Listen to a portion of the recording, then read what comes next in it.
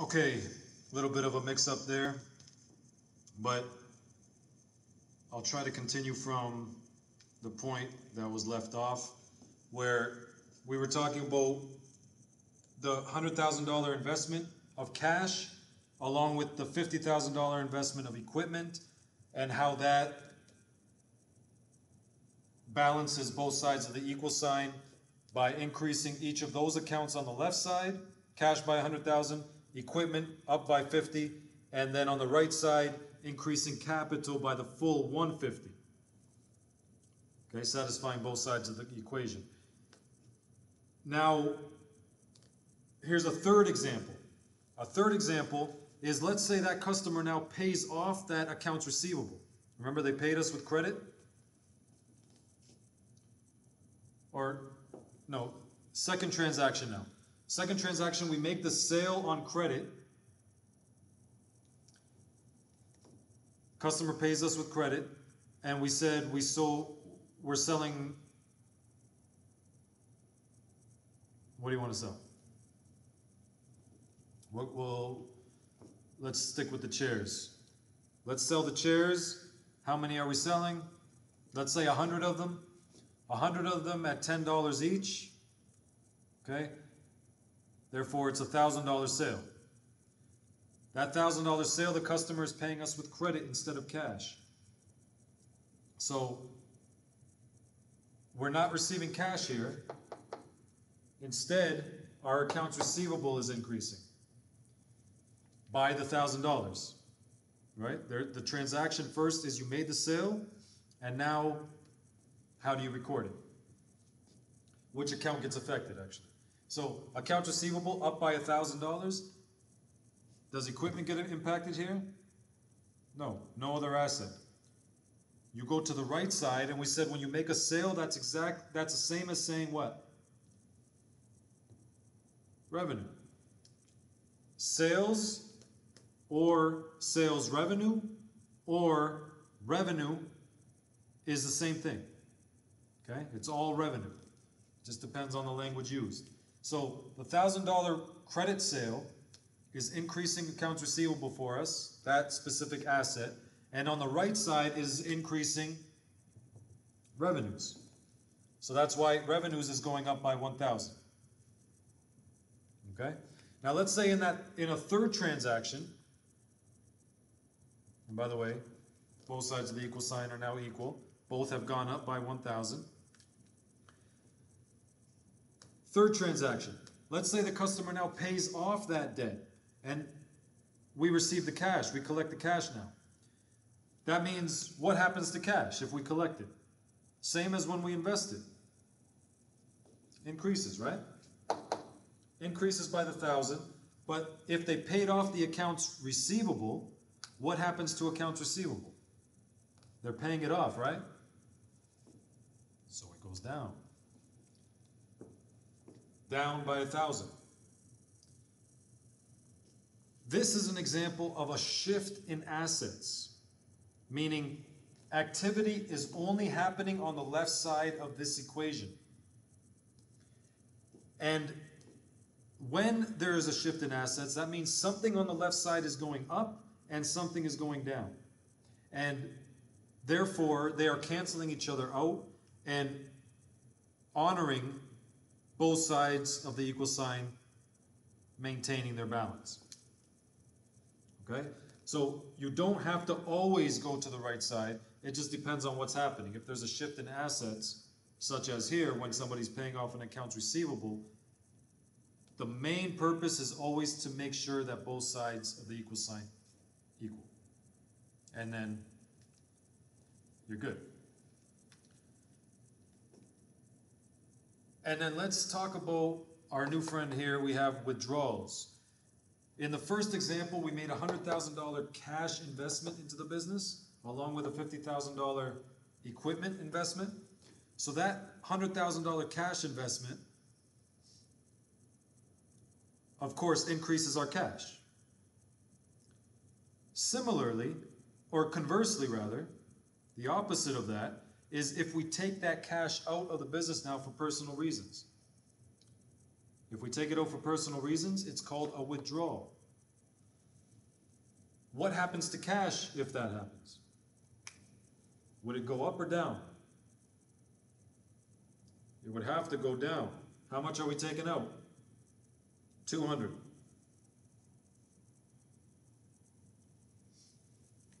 $200.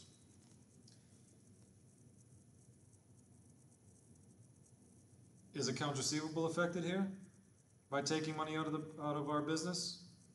No. Customer didn't pay us with credit. Equipment has nothing to do with equipment. We took out the cash. Is it a liability? No, we didn't pay anybody with credit. We don't owe anybody. We took money out of our own business.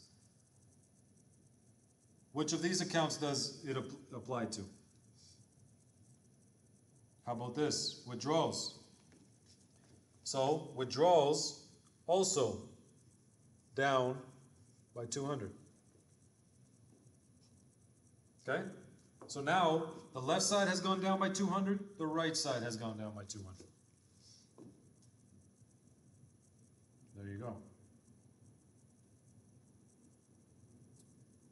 First thing when you're doing these exercises, the practice questions, the assignment, the test, is to ask yourself when you read the transaction, what has happened here? What has happened in the transaction?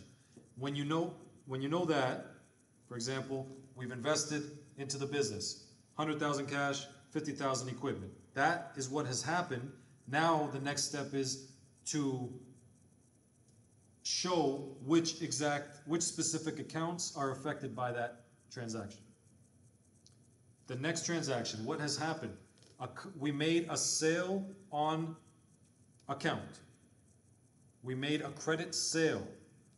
That language both means that the customer pays us with credit, and therefore they owe us the cash in some future date. Okay? So, there it is. What has happened? Credit sale. So now we can go to the next step in the thinking process and show which accounts are affected by that transaction. The accounts receivable and the revenue, the sales. Okay? Next transaction was we collected on that accounts receivable. The accounts receivable means that we're waiting for it, and now we've actually collected it. So it's converted from an accounts receivable to cash, meaning what is happening here? We're collecting an accounts receivable. Cash is increasing. Accounts receivable is decreasing. There it is. Finally, in the opposite of investing into the business, we have done the opposite by withdrawing from it. Therefore, cash is coming out of the business. And if it's coming out of the business, cash is decreasing. And withdrawals, we know decreases capital. We know it's a minus. It is also decreasing on the right side to balance both sides. If you're doing it in the basic accounting equation, assets in general are going down by 200. And equity in general is going down by 200. You don't have to specify the exact account. Okay? So,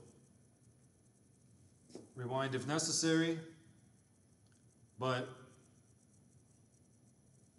hopefully this is all coming together for you.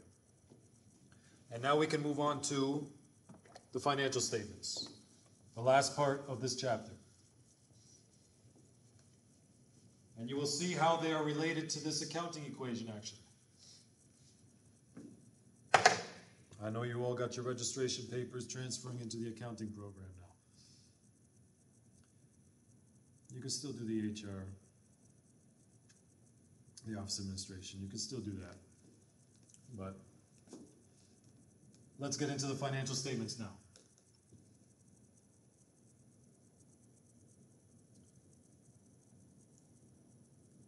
Income statement.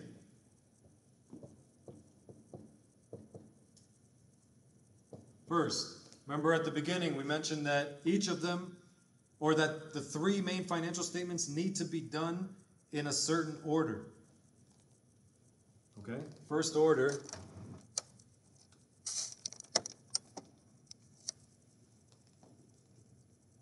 Okay, income statement first. Next, statement of equity. That is done second. We will explain why. And then thirdly, we have the balance sheet. Okay? These three go together. There is a fourth one.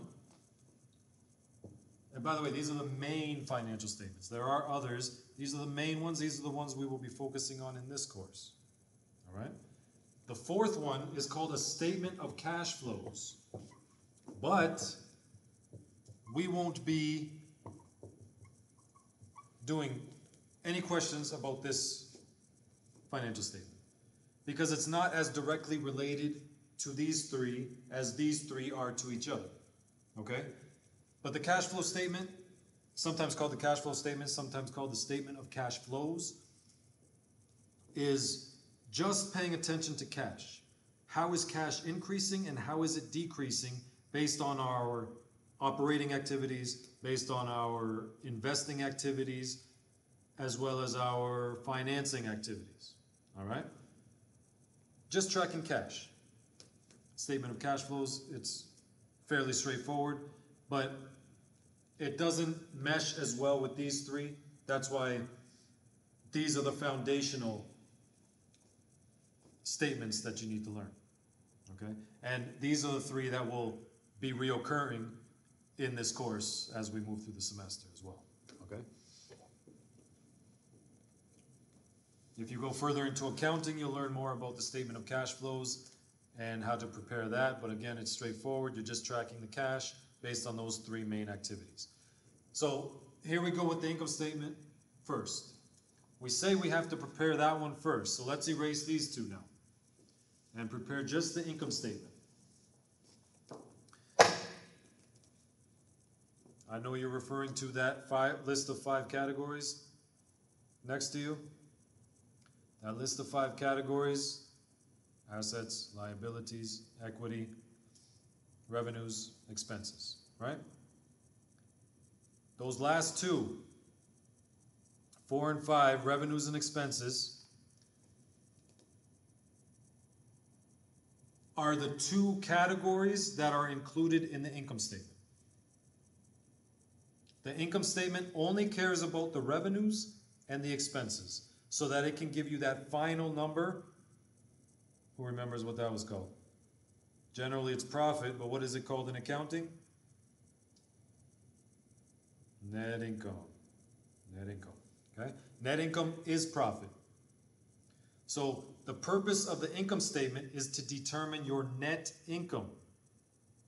Your net income for that month, for that operating cycle, for that fiscal year, whatever period of time, you want to find out how much profit you have made.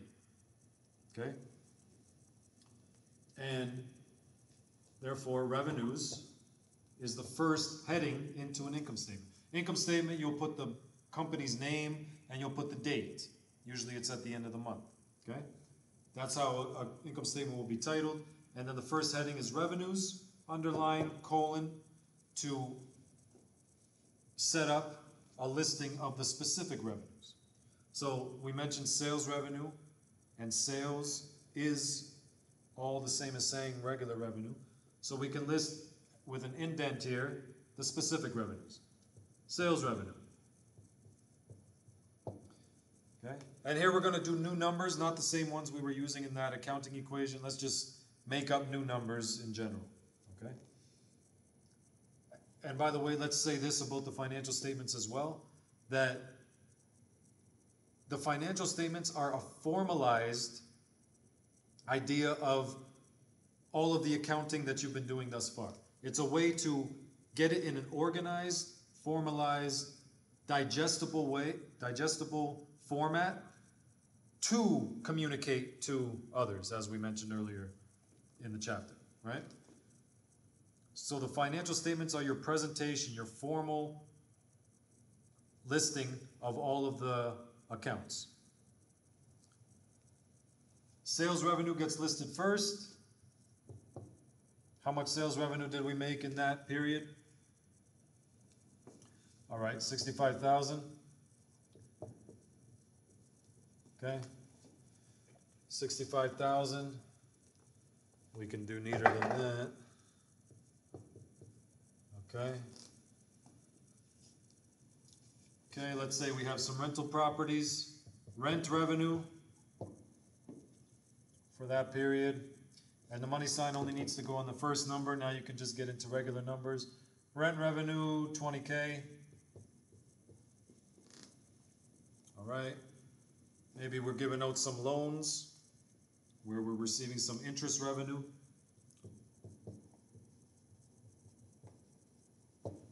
Interest revenue, 5,000. Okay?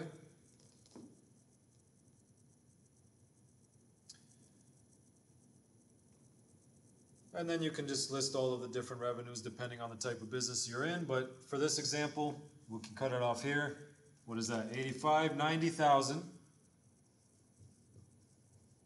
Actually, this could be moved over here.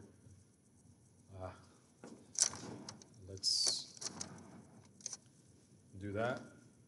Okay. 90,000. Here's where it would be best, actually. Okay. So here's your 90,000, implying a total, right, in that third column. First number in each column gets the money sign.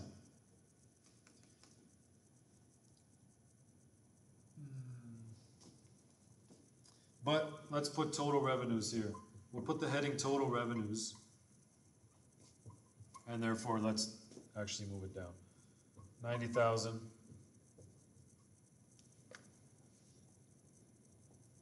Like that. Okay, total revenues 90,000. And now our number 5 category, expenses.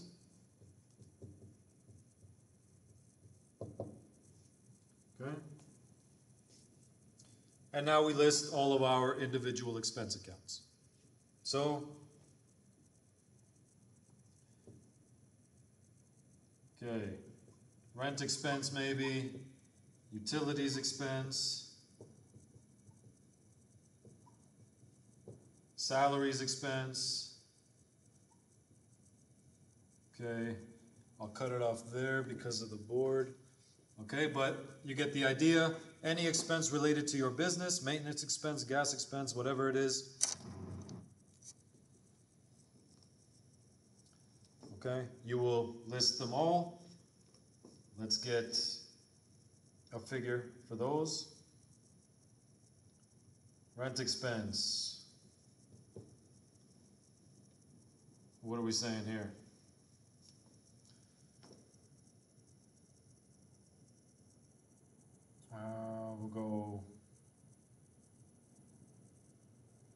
We'll go 7,000. Utilities expense. Utilities expense can be 3,000. Salaries expense, let's say 15. Okay. Underline total expenses.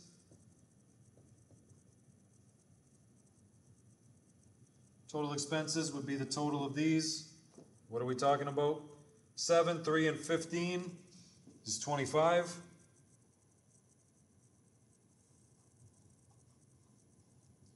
Okay, underline. And then down here, net income slash loss in case. In this case, our revenues exceed our expenses. With that being the case, it's a net income. If, for some reason, your expenses are higher than your revenues, which is a complete inefficient mismanagement of the assets, but it is possible. If the expenses exceed revenues, you have a net loss. That's why you put a slash loss down here. Right?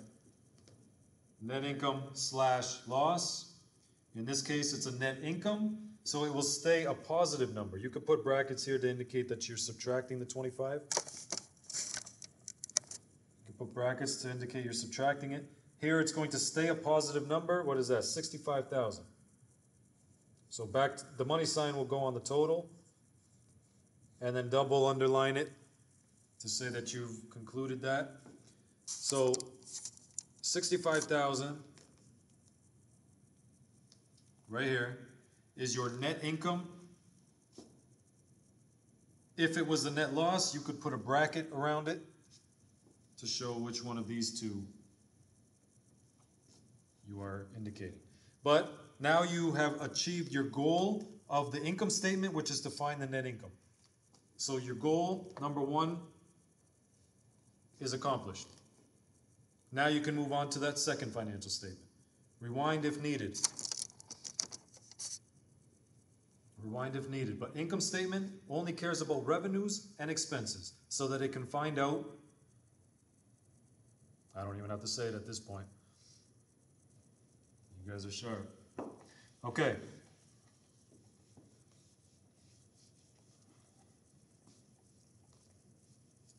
Second statement. Net income for those of you who are sleeping.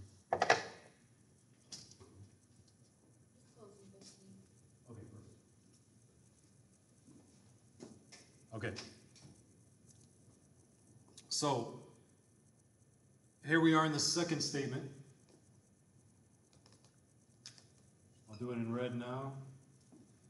Second statement is a statement of equity. Okay. If it is a sole proprietorship or a partnership,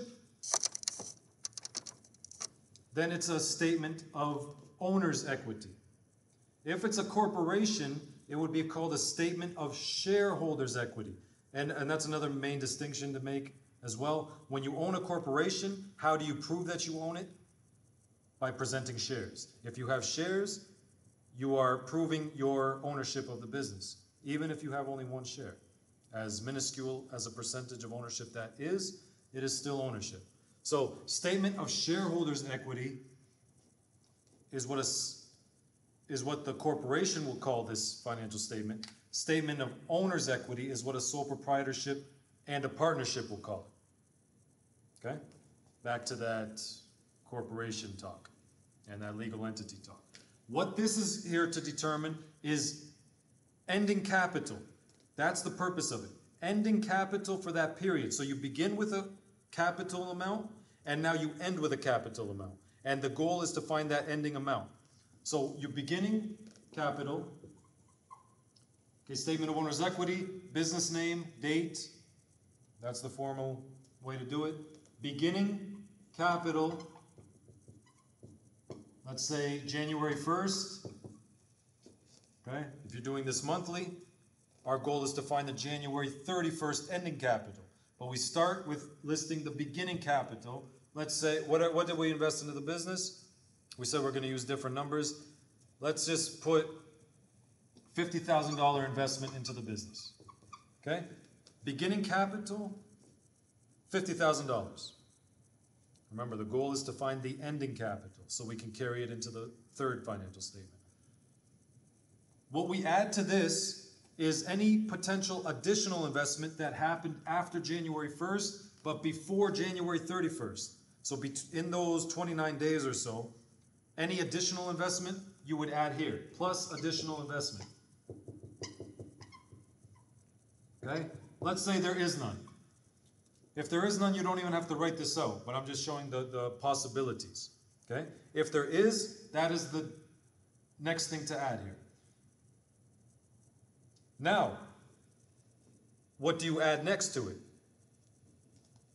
Plus net income. Plus net income, which you get from the previous statement. That's why you had to do the income statement first. Because if you did the statement of owner's equity first, you wouldn't have a number to put here. Right?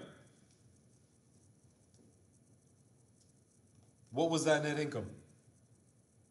$65,000. That's what you put here. Okay? Net income, 65,000.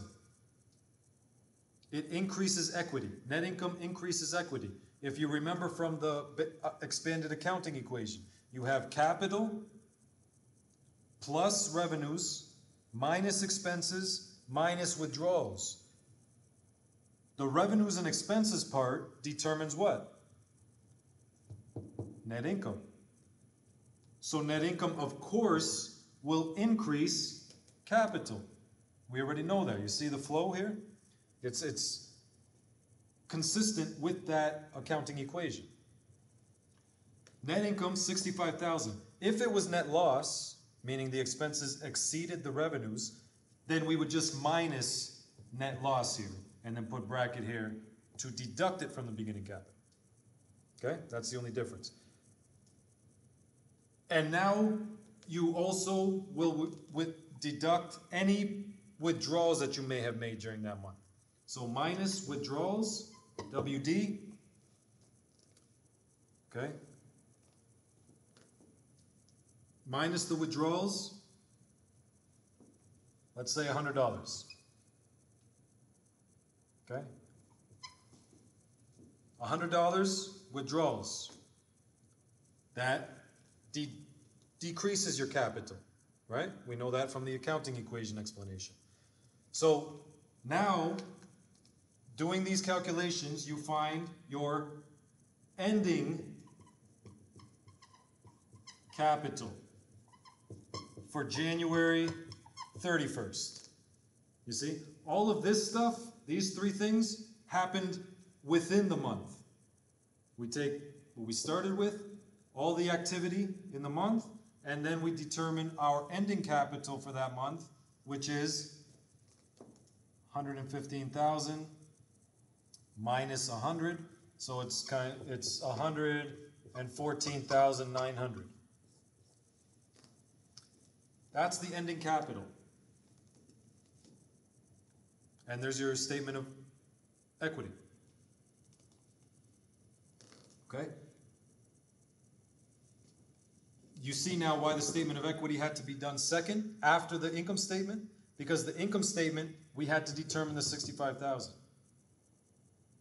Okay? And carry it into this statement. And now we have this number which we're going to keep in mind. Keep this 114,900 in mind for when you do the balance sheet next. 114,900 in mind. Okay? Rewind this one if you need to. But this is all that this statement is composed of, comprised of. Okay? Okay.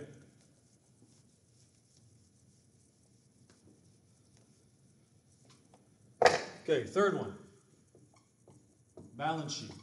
Now guess what the balance sheet is going to be? Balance sheet, company name, and date. What is the balance sheet going to be comprised of? Remember our accounting equation, friend? Assets equals liabilities plus equity? Exactly. Assets equals liabilities plus equity is what the balance sheet has. Look over to your 5 categories right next to you. The first 3, assets, liabilities, equity, that's what the balance sheet cares about. Income statement is only interested in revenues and expenses. Statement of equity is showing the changes in equity over the course of a month or a certain period of time. And the balance sheet only cares about the assets, liabilities, and equity. So let's take, first we list assets. Okay? Assets, let's say they equal, here we got cash, first, accounts receivable, we got equipment, okay, building, okay, let's say with cash we got 70,000, okay, accounts receivable, just making these numbers up, but it shows the point. Remember that 114,900, by the way, from the statement of equity. That's the one number to focus on here. But 70,000, accounts receivable, how much do people owe us? 5,000? Okay, how much is equipment worth? 40,000. Okay, so then what's that? 110? No. We'll say 75. We'll say equipment is 10,000. Okay, so that's 85, and then the building will be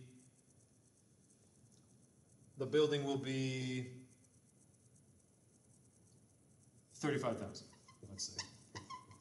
Okay? That means total assets, okay? Total assets, 120,000. Okay? Remember the accounting equation. The accounting equation is really just being reflected into this balance sheet right now in a more formalized way. And that's all you have to do with the assets part. Now, you still have to honor that accounting equation rule where the left side equals the right side. So on the right side, you have liabilities plus OE, owner's equity. Again, in a corporation, shareholders' equity. So that'll be in this column. We have two main columns here in the balance sheet. Assets, 120. Now we know liabilities plus owner's equity has to equal 120,000. Otherwise, we did something wrong. So we're going to have to make sure of that on this side. First, we're listing our liabilities. Liabilities, all of our debts, what we have paid for in credit, and therefore the creditor owns that which we bought. Accounts payable, let's say 5,000. Notes payable, we'll say 100. Notes payable 100. That means total liabilities 5,100. Okay? 5,100. Now we have equity. Equity represented by which account? Capital. Capital is the account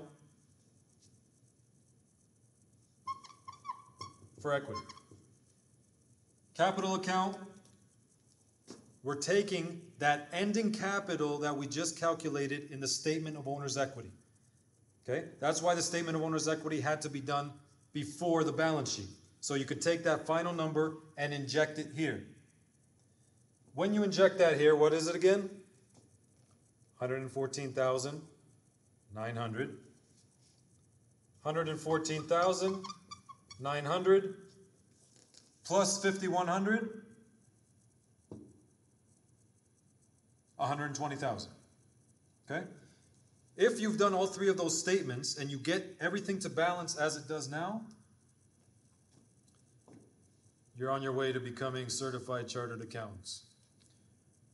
All right? So, well,